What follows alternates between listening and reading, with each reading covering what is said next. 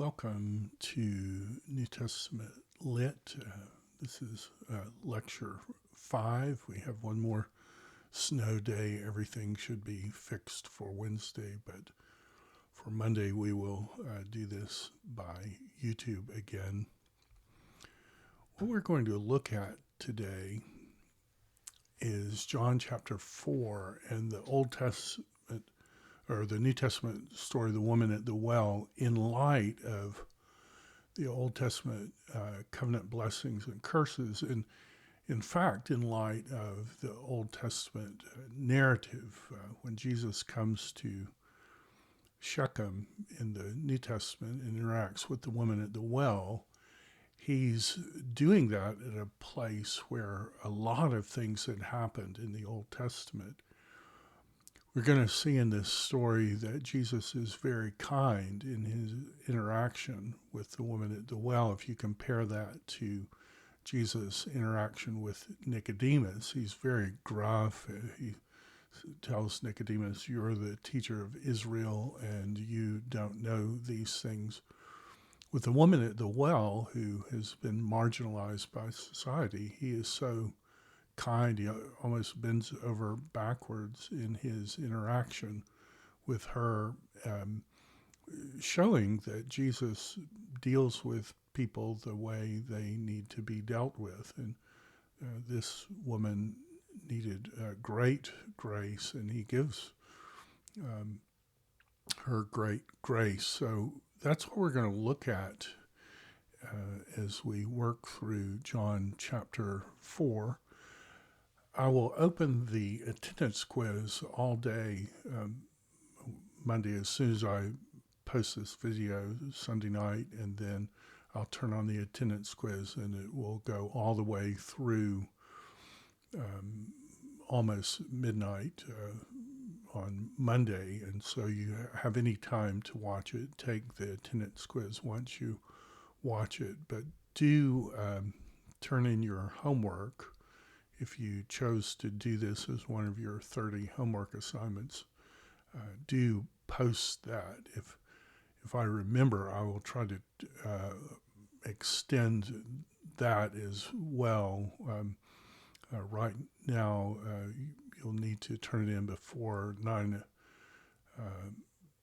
a.m. like all the others. If I remember, I'll extend that.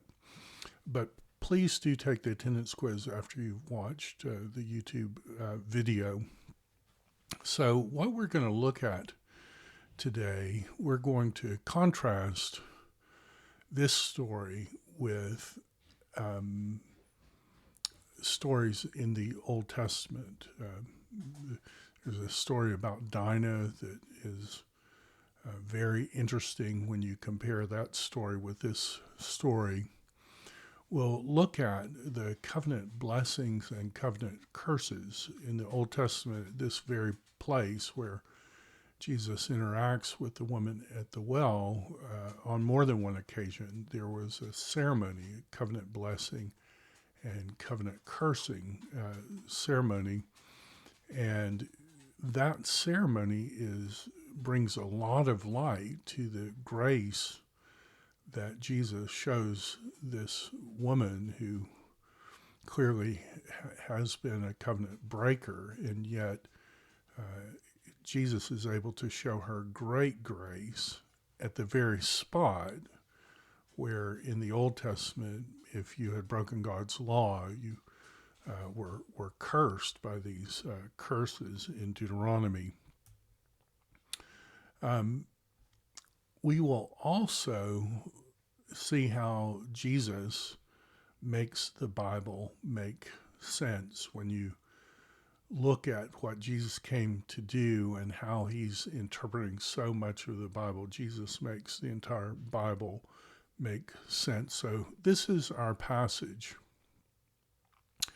Now, when Jesus learned that the Pharisees had heard that Jesus was making and baptizing more disciples than John, although Jesus himself did not baptize, but only his disciples baptized, he left Judea and departed again for Galilee, and he had to pass through Samaria.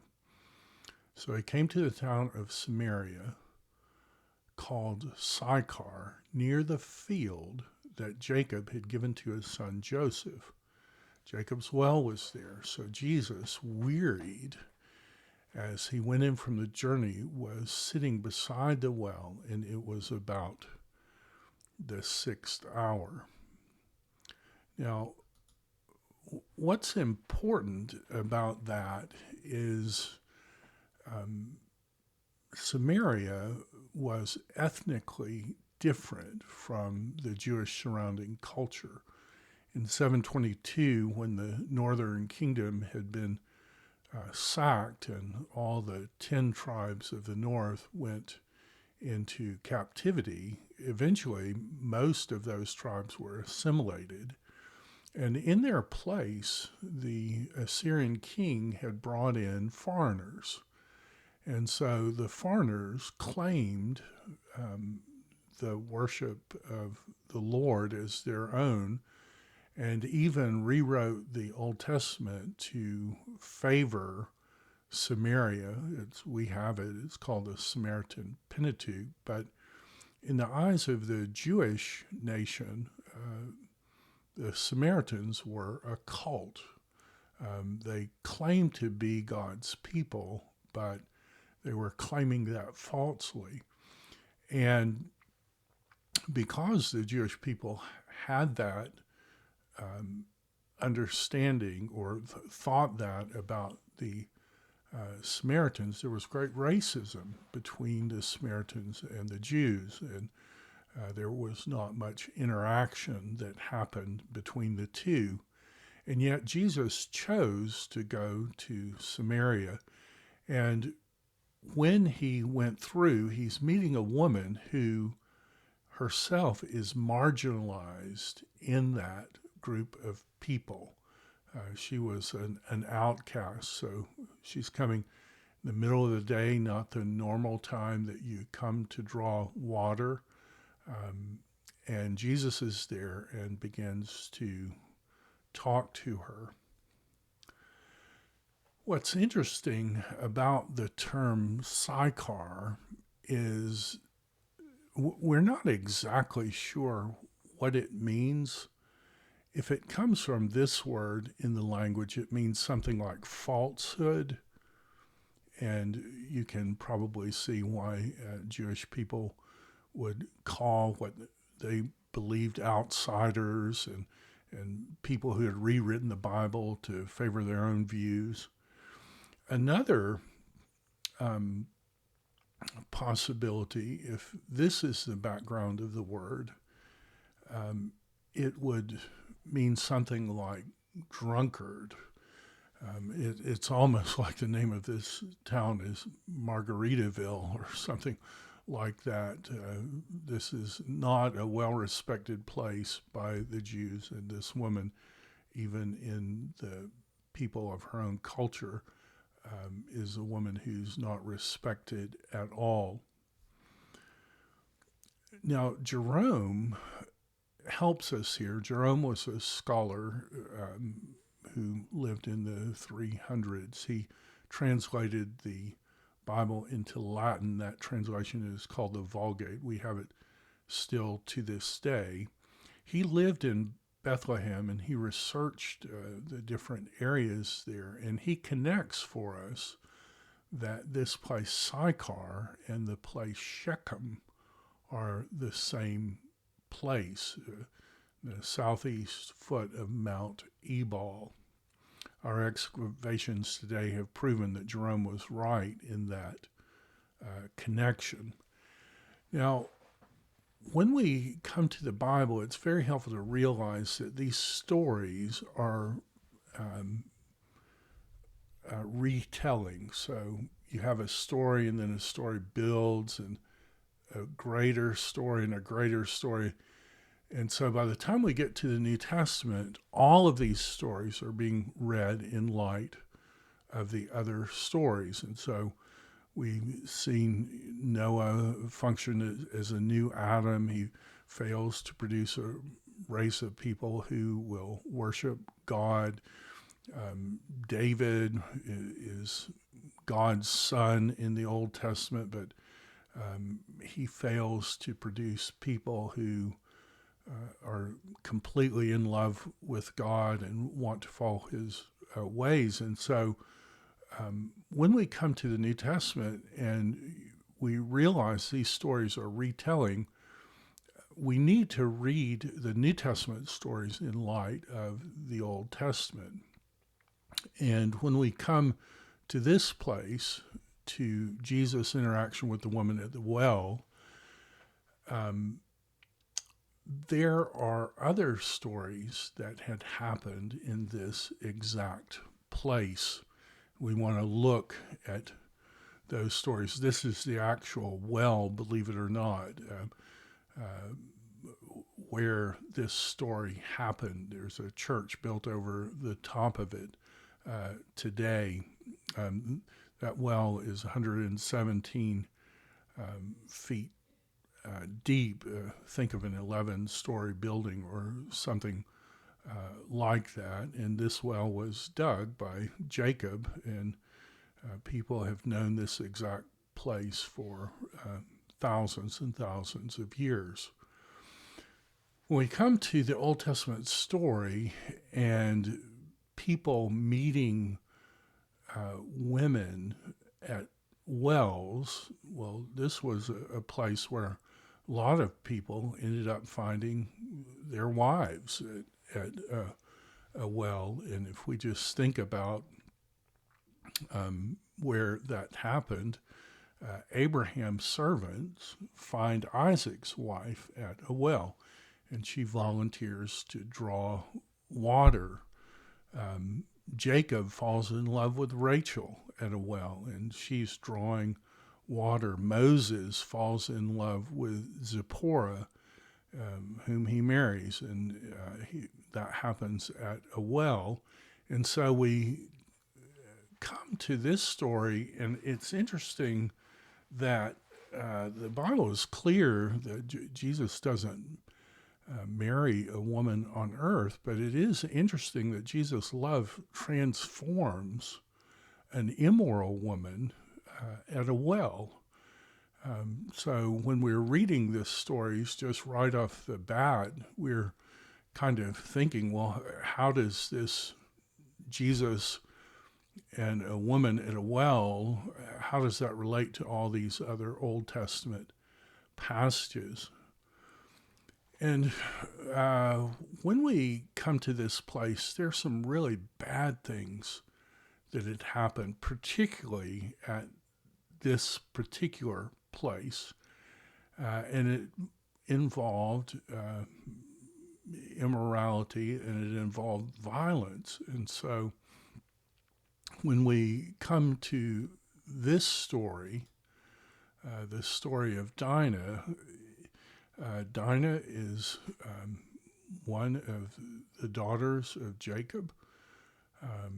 They're living at this place, Shechem. They're living by this well. And it tells us this story of a man named Shechem, who is son of Hamor, the Hivite. So he's a Canaanite person, and he's a prince. And we see in this story that this prince sees Dinah, and he forced himself on her and humiliated her. And then, oddly, in this story, it said his soul was drawn to Dinah and that he loved her. And it says he spoke tenderly to her. And so this is a terrible event. And the guy is somehow trying to make it right with Dinah. He's done this wicked, horrible thing. And then he's trying to talk her into being okay with it. And he says to his father, get this girl for me to marry. When Shechem's father, Hamor, spoke to Jacob's sons, he says, please give this girl to him to be his wife, make marriages with us, give your daughters to us, take our daughters for yourself. So this boy, Prince Shechem, has done this horrible thing, and then his father, Hamor, is trying to make it right, and he tries to make it right ultimately by paying off the brothers. And this is what the text says. The sons of Jacob answered Shechem and his father deceitfully because he had defiled their sister. And he said, we cannot do this, give our sister to one who's uncircumcised, for that would be a disgrace. Only on this condition will we agree with you, that you become as we are, by every male among you being circumcised. Now, this is interesting because the people leading the charge for this will ultimately be Simeon and Levi. And if you know this story, Simeon and Levi's mother, Leah, contracted a marriage with Jacob, but it was fraudulent activity that brought it about. She pretended to be her sister, and perhaps she was forced to do that by her father Laban. But there are definitely skeletons in the closet here. Levi and Simeon are right to be mad about what happened to their sister, but at the same time, they're not applying the same rule to their own family because there were problems in their own family.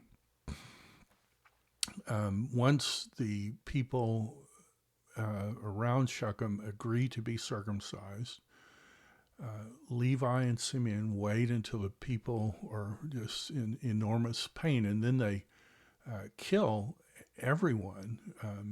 They take their flocks, herds, and donkeys. I don't think I put the slide up here, but they seize the field. They end up taking all the wives of the men who were killed. Here it is right here. All their little ones and all their wives, all that was in their houses, they captured and plundered. So this wicked thing happened about their sister, and their reaction is just to kill everybody in the town. And once everybody's dead, they just take the wives and everything that's left for themselves. So it's a horrible thing that happened to Dinah. But what Levi and Simeon do is horrible as well. And of course, Levi ultimately will be the tribe that Moses and Aaron come from, and all the priests. And so it's interesting that denying their own past and the problems in their own past, they demand justice. And what happened to their sister was wrong, but they demand justice without acknowledging their own problematic background in any way. And they end up doing this horrible thing where everyone dies. So they bring a religious truth that God had revealed, and they come to this town, and there's immorality that happened, and the result is everybody is killed. What's interesting is Jesus comes to that same place. Here's a woman who's been just run over by the society, and the result is not only is the woman saved, but her testimony leads to the whole town being saved. The Old Testament, the priestly clan sees sin, and the result is more sin and judgment and however you want to think of it. Jesus comes to that same place, and he brings mercy and forgiveness and salvation to the town. He doesn't compromise God's holiness in any way, but he brings compassion and forgiveness. And so there's an interesting part of this story once you realize that this is happening at the same place. You can see the text here. Many Samaritans from the town believed in him because of the woman's testimony when she said, "He told me all that I had ever done." So when the Samaritans came to him, they asked him to stay with them. And this was opposed to Jewish normal practice. And he did stay there 2 days, and many more believed because of his word. Now, when we come to this place, not only is Jesus doing the positive event that contrasts the negative story with Levi and Simeon and his sister Dinah, but there's a very strange ceremony that happens at this place. And it happens more than one time. It's called the covenant blessing and renewal ceremony. Now, one of those ceremonies happens with Joshua. This is at the end of Joshua's life. And it says, as for the bones of Joseph, which the people of Israel brought up from Egypt, they buried them at Shechem in the piece of land that Jacob bought from the sons of Hamor, the father of Shechem, for 100 pieces of money. And it became an inheritance of the descendants of Joseph. So they bought this land before this event with Dinah had happened. Joseph initially is buried there. And here is where it is on a map. So we have Samaria,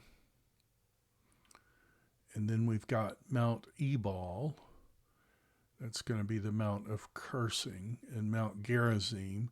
And then Jacob's well, Sychar and Shechem, you can see are between those two mountains. There's a little bit bigger version of that. And here's a picture of like the actual place. So Jacob's well, and I think Jacob's well may be right there. I've never seen this place actually, because there are a lot of fighting these days that goes on. The place is called Nablus today, from Neapolis in the Greek. But what we have here is the covenant blessings and the covenant curses. And the blessings are great. The blessings go like this in Deuteronomy 27. It will be that when you cross the Jordan, you will set up on Mount Ebal these stones as I'm commanding you today, and you will coat them with lime. Now, it will be, so a copy of all this is going to be on the top of Mount Ebal. And Deuteronomy 28 says, it will be that if you diligently obey the Lord your God,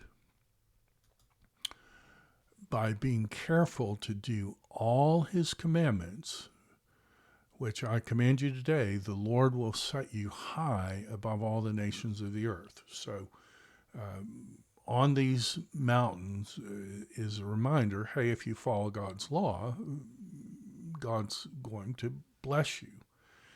And then it starts listing these blessings. All these blessings will come upon you and overtake you if you obey the Lord your God. So if you follow carefully what God has said, then these are the blessings that will be yours. You'll be blessed in the city and blessed in the country. Well, if you're not in the city, then you're in the country. So basically it's saying you'll be blessed everywhere you go. Blessed will be the offspring of your body and the produce of the ground and the offspring of your beast and the increase of your herd and the young of your flock. So in an agrarian culture, if you obey, then God's going to bless everything that you do. Blessed will be your basket and your kneading bowl. If you obey, God will bless your food, and your food will be great, and it will nourish you. You'll be blessed when you come in and blessed when you go out. And so if you carefully follow what God had said and you walk through a door, God will take that as an opportunity to bless you. And if you walk out of a door, God will take that as an opportunity to bless you again. The Lord will cause enemies who rise up against you to be defeated before you. They will come against you in one way and flee before you in seven. So they'll attack you, and they're going to just be so beat up that they'll just run for their lives in every direction if you obey the Lord. The Lord will command the blessing in your barns and in all that you put your hand to, and he will bless you in the land which the Lord your God gives you. And of course, that's a land flowing with milk and honey. In some way, it's connected to the blessing in the Garden of Eden. The Lord will establish you as a holy people to himself, as he swore to you, if, and notice this is all if, you keep the commandments of the Lord your God, if you walk in his ways. So this is a conditional covenant. It's the Mosaic covenant. So all the people of the earth will see that you are called by the name of the Lord, and they will be afraid of you. There will be this respect that you have. If you obey the Lord, then the pagan nations will look and respect you if you obey. The Lord will make you abound in prosperity in the offspring of your body. You're going to have a lot of offspring. And in the offspring of your beast and in the produce of the ground in the land which the Lord swore to your forefathers to give you. The Lord will open for you his good storehouse, the heavens, to give rain to your land in its season, and to bless all the work of your hand. And you shall lend, look at this, you shall lend to many nations, but you shall not borrow. In other words, if you obey the Lord will bless you so financially that you'll never borrow money. In fact, countries will come to you to borrow money. But you'll never borrow money if you obey the Lord. The Lord will make you the head and not the tail. And you will only be above and you will not be underneath if if you listen to the commands of the Lord your God, which I charge you today to observe them carefully. This is a Mosaic covenant. It's a conditional covenant. If you do not turn aside from any of the words I command you today, to the right or to the left, to go after other gods, to serve them. Now, I don't know if you've picked this up, but in many ways, the Mosaic covenant is simply a recapitulation of the Adamic covenant. If you follow the rules, you get to stay in the land, and it'll be a land flowing with milk and honey. It will be the land of pleasure. If you obey, if you're careful to do what God says, but if you don't do that, then you'll be kicked out. So the Mosaic covenant and the Mosaic covenant blessings in many ways are a recapitulation of the blessings that would have come to Adam in the Garden of Eden. And notice that when God put Adam in the Garden of Eden, that he did so with a covenant. He gave a command. If you follow, you get to stay in. If you don't, then on the day you eat it, you will surely die. So what's going on at this place is a reminder, and this place in terms of the meta-narrative is also the place where Abraham had built an altar. The first place when he came to the land flowing with milk and honey, and he's worshiping the Lord, it's almost like he's coming to the gateway of God's land, and he's acknowledging that God is giving him this land flowing with milk and honey. And the law was set up on top of Mount Ebal, and Mount Gerizim is the mountain on the left. And then we get to the covenant curses. And this is where the story, and remember that this is the exact place where Jesus is interacting with a woman who had been just run over by society, and because of all that she had also herself broken the law. Jesus is coming to her in the place where these covenant curses, so if you don't follow exactly God's law, this is what it says will happen. If you do not obey, to observe to do all his commandments and all his statutes, which I charge to today, that these curses will come upon you and overtake you. Cursed shall you be in this city, and cursed shall you be in the country. So you're coming and you're looking at this and you say, oh, I get this. This is the opposite of the blessings. Cursed will be your basket and your kneading bowl. So even curse will come on your food.